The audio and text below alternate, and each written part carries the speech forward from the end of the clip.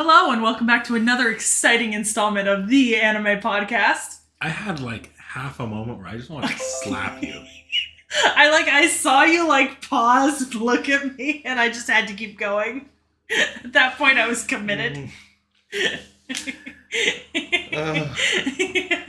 Well, keep going.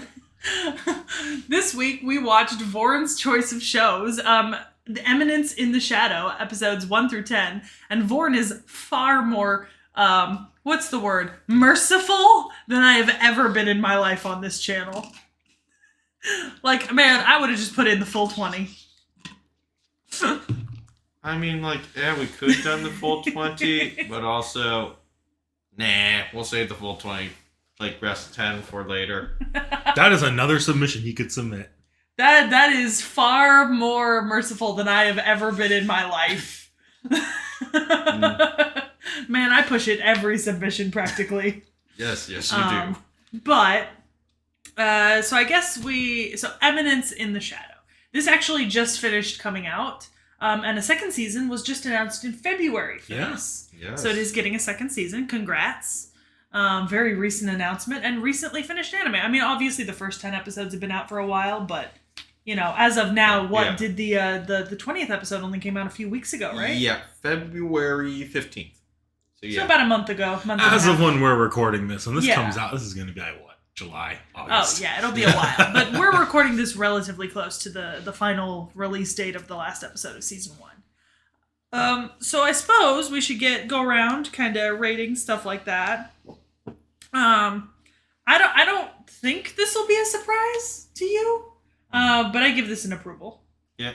It's not out of the park, right? This is not, one of the favorite things I've watched, but you know me, I do like my isekai. I do like my isekai wish fulfillment, especially.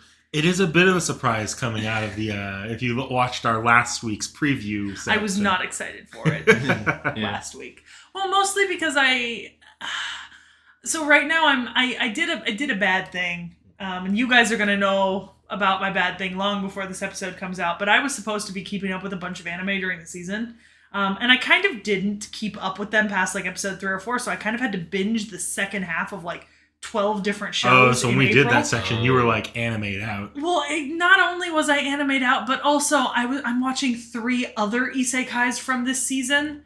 And so it was just another isekai piled on top of all the other isekais. And I love me some isekais, but it was a lot. It was a lot. And I was not looking forward to adding another isekai. But I was very grateful it was only 10 episodes because of that. Because honestly, I was binging through Nomen Kanrei this week too, and oof, man. So it's improved for me though. I guess I'll go next. I fully went into this show expecting to give it a meh or an uwu at best, but something happened. Just the main character went from he hit that level of edginess and cringe so hard that it looped back around to being badass. So this is an absolute approve from me. man is so cringe. He's achieved new levels of awesomeness. When you just fully surpass embarrassment and just circle back around to amazing? Yeah. Yeah. For these 10 episodes, it's a proof for me. He is absolutely an edgelord to the max. A controversial opinion. This is what I wanted out of ReZero. Nah. Yeah, nah.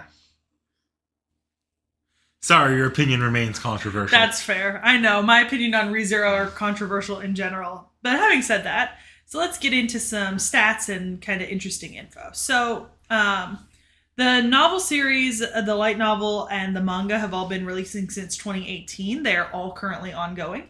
Yep. We've got 5 light novel volumes, 10 manga volumes as of right now. Technically, there's also a spin-off manga, The Shadow Garden, that's been releasing since 2019 with 4 volumes out. Does it just tell the story of what's actually happening behind this guy's back? Well, it's called Kage no Jitsuryokusha ni Naritakute Shadow Gaiden. So I don't know. But it's a seinen actually, which is interesting. Speaking of, this is actually seinen in its manga form. That doesn't surprise me that much. Which is actually a little bit of a change from our normal isekais, which are usually shonen or ieshike. Or straight up shoujo. Yeah. Anyways, so Eminence in the Shadow, the anime series, started coming out on October 5th, 2022. 20 episodes. The first season's out as of right now. It also has a game. The music was done by Kenichiro Suehiro. I looked up some of his other works. He's actually the dude who does the music for ReZero, Starting Life in Another World. Yeah, I got that same sort of. He also did How to Keep a Mummy. The 2018 Golden Kamuy, Cells at Work, Goblin Slayer, ReZero Memory, Snow, Fire Force, Darwin's Game, which is something I watched that I know you two haven't and I hated. Yeah. I've heard of it. Yeah. He also did Isekai Oji-san, and he'll be doing Goblin Slayer 2, and he's done like all of the ReZero stuff basically. Yeah. And then he hasn't really done a lot of films, but that's most of what he did for that. He's done a few live action shows as well. I've seen a few of them, so that was pretty interesting. And then the television series is produced by Nexus Animation Studio. It was established in 2012. They have done such notable titles as The Eminence in the Shadow, Darwin's Game.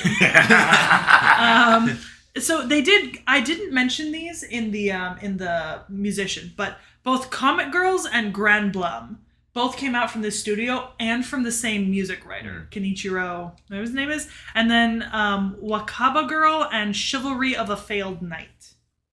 And that's really their only titles. Like, it is, they have not done much at all. So they're like a brand new studio. Like I said, they started in 2012. Their first anime came out in 2015. And they haven't done a whole ton like since, other than having The Eminence in the Shadow and Darwin's Game being another big title. Despite how badly it did, it is a slightly more well-known. You know what? I'm going to be honest here. You know what? I don't know if Darwin's Game did bad. I don't know if it was actually a bad show. I just hated it. The general consensus on Darwin's Game seems to be that it's kind of bad, but also it's like... It was pretty popular when it came out because it was like it was almost a meme when it came out, if I remember right. It was the only thing I was able to watch while house sitting your dogs that your dog didn't absolutely start barking at every single time it played. It's just don't put on anything with animals. Everything else I tried to watch had animals. That sounds like a you problem. Your dog barked at One Piece. Who did she bark at? Chopper. Yeah, I'd bark at Chopper. Woof. Anyways, that's irrelevant though. At some point in the future we will do something about Darwin's Game, I'm sure. It's one of my 1-star submissions, although I haven't put it in yet officially because I didn't want to torture you, but honestly, with some of the shit I've seen you guys put in the hat, I'm kind of feeling like I should. But yeah, so that's actually pretty interesting that the dude who did ReZero, and then shows that I like How to Keep a Mummy and stuff. Yeah. And then that the studio's so new. Yeah, this is a surprisingly new studio. This is a big win for them because I think the animation was on point. Oh yeah. Yeah. Production value on the show is pretty good. Yeah, and for a new studio, and I would assume relatively small because of how few shows they're doing in their age, on point. You know? On point. It is the same. It's also the same director for both seasons, so you know. That's good. Yeah. So how about that OP? It was okay. I liked it because I actually have read the manga and the novels, so like I kind of spoiled myself as I know like what the hell's going to happen in the story already. So I got very nice amount of stuff in the OP, but like. In terms of music wise, that's nice. Is the animation behind this OP one of those OPs where everything is an out of context spoiler, but you won't know till you watch the show? Half yes and half not. I love those OPs. As opposed to something like UBW's OP, like half the things that happen in that OP just don't happen in the show. I mean, you can already tell like one thing for sure ain't happening. I mean, let's be honest. Let's all take a moment and admit that the true best anime opening of all time is Gintama's recent opening. Aiki no yume wo kagi That hasn't asune. premiered yet, I don't think. Yeah, but they have the thing for it. Like, well, we saw what the new OP will look like because they showed the what the OP will look like in the live performance of it. So we know that is in reality the best anime opening that's ever been created on this planet is Gintama's new opening. Vaughn, are you in on the joke? I haven't seen the new Gintama opening. Okay, for those who don't know what we're talking about, and for Vorn here, Gintama's new opening is just the original opening of One Piece. Like it. Hold on, performed by the same artist with just changes to the animation to make it Gintama instead of Luffy. They don't even change like the lyric where they scream out One Piece. They still scream out One Piece. They also literally start with Gold Roger, King of the Pirates, achieved this and everything else the world had to offer, and his dying words drove countless souls to the seas. This is only possible because they're owned by the same people. Yeah, it's glorious. Well, also it's Gintama. Gintama riffs on everything. Yeah. Also, Gintama's parodied One Piece before several times. Yeah. There was literally a point where Gintama was like, they did like the characters, like they did an episode in Gintama where they were doing like a Q&A with the audience inside Gintama, right? And they were like, "What do you want to be?" And he's like, "What Gaizoku oni?" Like, I'm gonna be king of the pirates. I mean, at least that means they won't be broke-ass poor.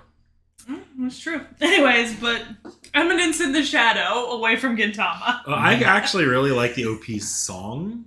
I haven't gone back and listened to it again since the anime is over, but yeah, there's a couple riffs in there, and it's been a minute that I really liked. Like, I think it towards the middle, you get them like hitting this really weird high pitch or something like that. I kind of like that, actually. It's funny. You like the magical girl aspect? The magical girl aspect. Yes, there are magical girls in the OP.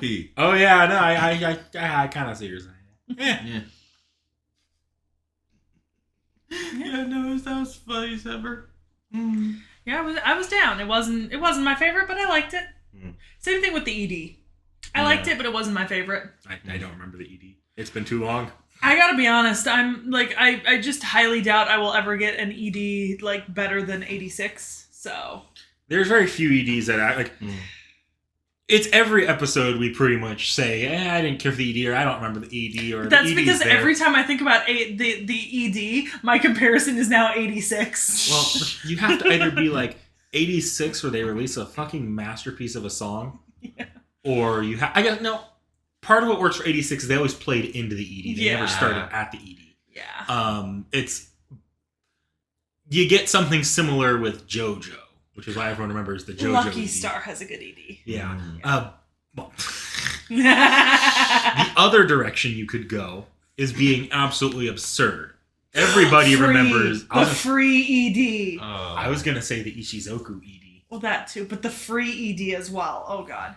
Man, now I'm gonna need to go to listen to the Ishizoku OP and ED again. But this might be our fault for not speaking Japanese, but the general concept for an ED, even amongst high quality shows, is to try hitting you in the feels or demonstrating the character arc. Which I completely understand because One Piece does that to me. But if we don't have either, and they don't usually subtitle it, we can't understand it by listening to it. So, but you can usually look up the subtitles later on your own if we wanted to, but do we ever? If it's good. No. I know the One Piece EDs. Thank you. What? I do. It's like me saying I know the Fate EDs. I also know the Naruto EDs. I'm sorry. I'm in a shonen kick right now. I can tell. Like a big one. Like, I just, recent events in One Piece have just like, I don't have a single friend who's caught up on One Piece to talk One Piece to. Not one. The closest I have is that Backage has seen to the time skip. But that was 500 episodes ago. Just because One Piece is 1,000 episodes now? Well over.